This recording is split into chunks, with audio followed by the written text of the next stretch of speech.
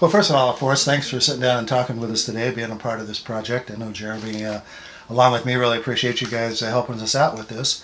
So I know you've read the first article that we posted with the carp combs, and I kind of want to start with the point that he made from the get-go is that the unhoused and the homeless, the people on the streets, these are not the people that are really behind the violent crime increase that we've had in Bloomington.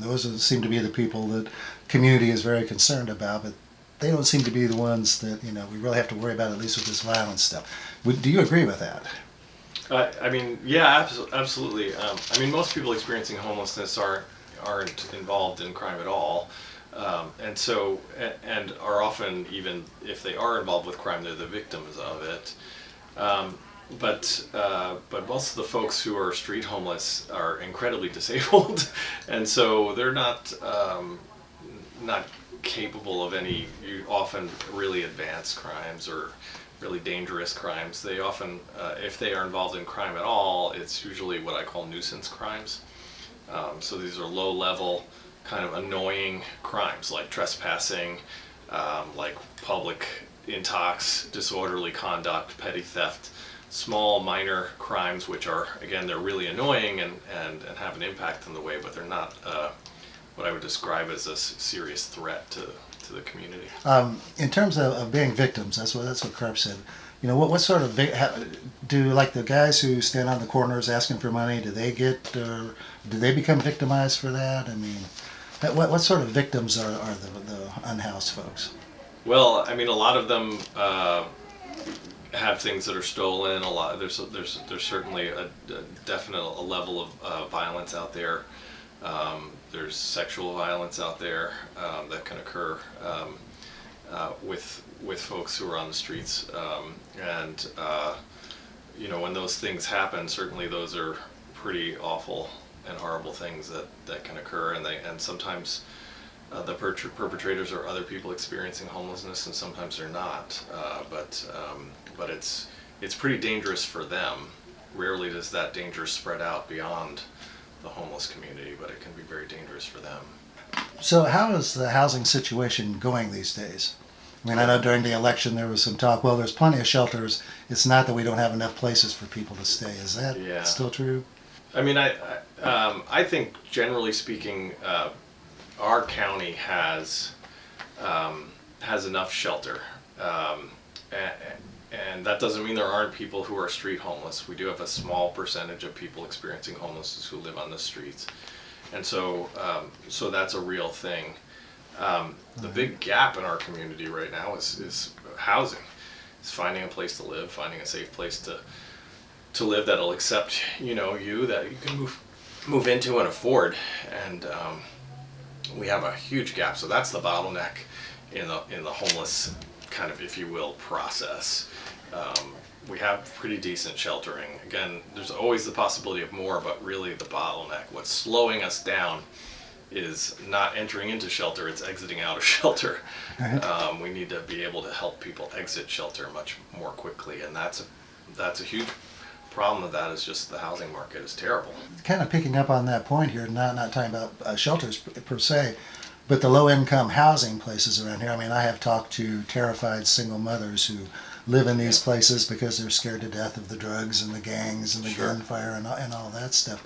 How does that play into your process of placing people, of getting people into, and I assume that you also help people get into regular housing? Yeah, absolutely. I mean, some of the people we're housing are those people who are afraid. And they don't want to move into places that feel dangerous to them. So that's always a challenge of trying to find an affordable place that's also safe.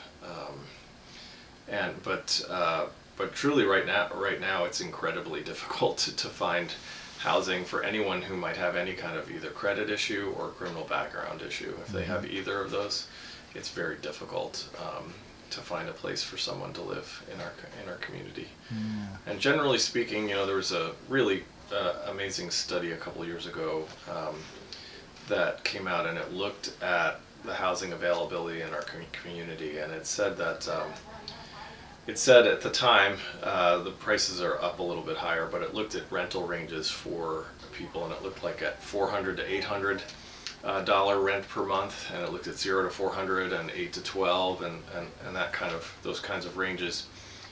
And it showed something surprising. It said one that we had more housing than we needed in the 400 to 800 range rental pricing based on people's income. Looking at people's income, we had more than we needed, but we had almost not nearly enough in the 0 to 400 range.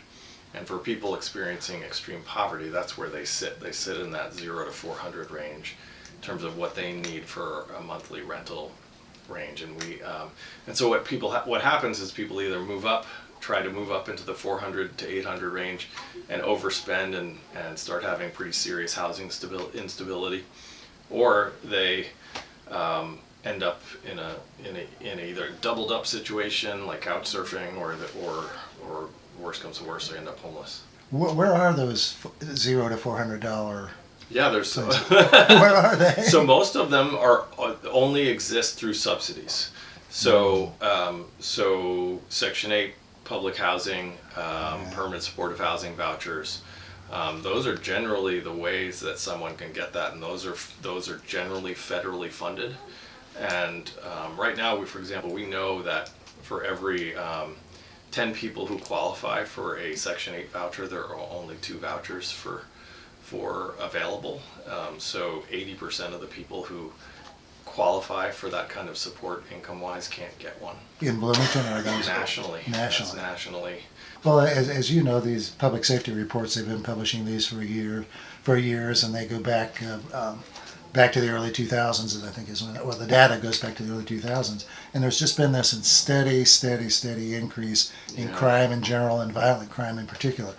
Have you noticed sort of corresponding increases in the crimes against the unhoused? I mean, what we I think noticed the most over the last, I'd say 5 years at least, is we've seen a pretty significant change in the availability of synthetic drugs. So we've seen fentanyl first, and then meth shortly thereafter. And prior to that, most of the people we saw who were dealing with substance use issues were dealing with alcohol. And then we started to see this thing called spice, which is also a synthetic. And then more recently, we've seen meth and fentanyl going on about 5 years or so, 6 years. 2016, 2017 is when we started to see that. So I guess that's 6 or 7 years when we started to see that really change pretty drastically in terms of its availability and use. And how does that impact the homeless community? Well, both of those things, they're way more toxic than anything that we've seen before. We know that opioids, specifically fentanyl, can kill you so much quicker than more traditional, heroin or more traditional opioids, because it's so potent. And one of the things we're seeing about meth is, where opioids they kind of calm you down. So much so that they kill you, because you stop breathing. That's why what makes them so dangerous, in addition to how addictive they are. Meth does the opposite. Meth is a stimulant, and so it can make people very active and sometimes can lead to certain challenging behaviors that come with that, including drug-induced mental illness like hallucinations, psychosis, things like that can occur with really serious use. To what extent do drugs contribute to people being homeless?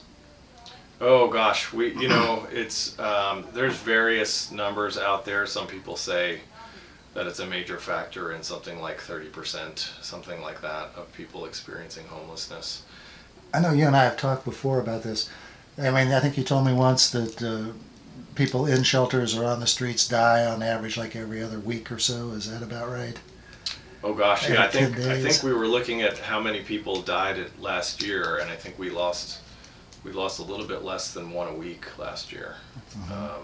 These were people experiencing homelessness or who had been experiencing long-term homelessness and had recently been housed. So that's generally who we look at when we're looking at that, and that number's increased pretty substantially since opioids have kind of taken over. Yeah.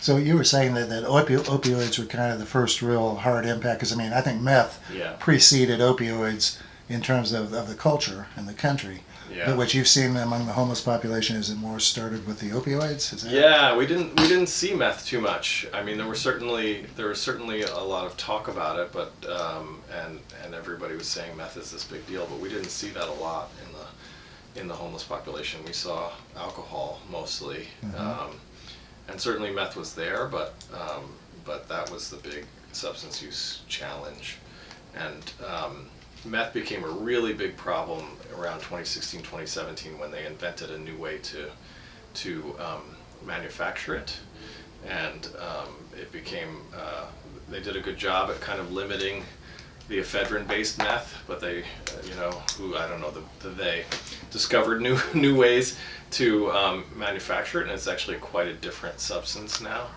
and it's much cheaper, it's much more abundant, it's generally being produced in labs, small labs, often out of Mexico, and being imported in it. And that type of meth hit the Midwest around 2015, 16, 17. So, and that's exactly what we saw. We've seen people talk about how they tracked actually the movement into the area. Sam Quinones has documented that pretty well, and that absolutely matched up with what we saw happening on the ground. Was just saw meth suddenly taking over, and happened really quick. Drugs aren't free. How do the unhoused, how do the homeless cheap. community afford them? I mean, it's amazing. They're cheap. So they're like really cheap, and that's why they're so prevalent now. Both fentanyl and meth are so overproduced that they're incredibly inexpensive. Do you have a sense of what sort of percentage of the homeless population also have drug problems? I think I've seen those figures before, but I'm not. Oh, you mean nationally? Yeah, or in Bloomington, more specifically here. Yeah, nationally, I think I think it's somewhere around 30%. 30%. I don't know if I have a good number for local, but I wouldn't be surprised that that's pretty similar. That sounds about right. Yeah. Yeah. Okay. And that's people with severe substance use disorder, so they have an uncontrollable use that they aren't able to manage. Well, I think that pretty much covers most of the things I wanted to talk to you about. Is there anything else that you can think of that we haven't touched on here on this particular subject? I guess there's one thing that I do want to talk about. Sure. One thing that we know is that there is a solution to a lot of the street homelessness-based crime, the nuisance stuff that we're talking about earlier, and that, believe it or not, is housing with supports, what we call permanent supportive housing. Sometimes we talk about it as housing first. And we know, for example, in our Crawford program, we know that when we move people into those programs, that the amount of crime dropped as much as 90% in 1 year.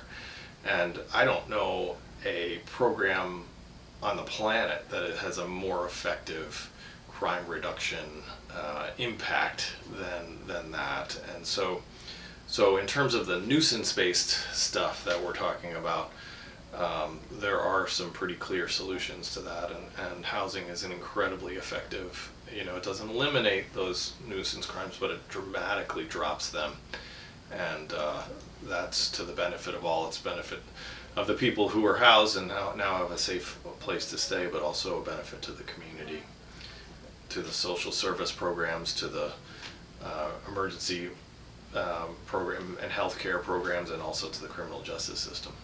All right, anything else? I don't think so. Okay, great.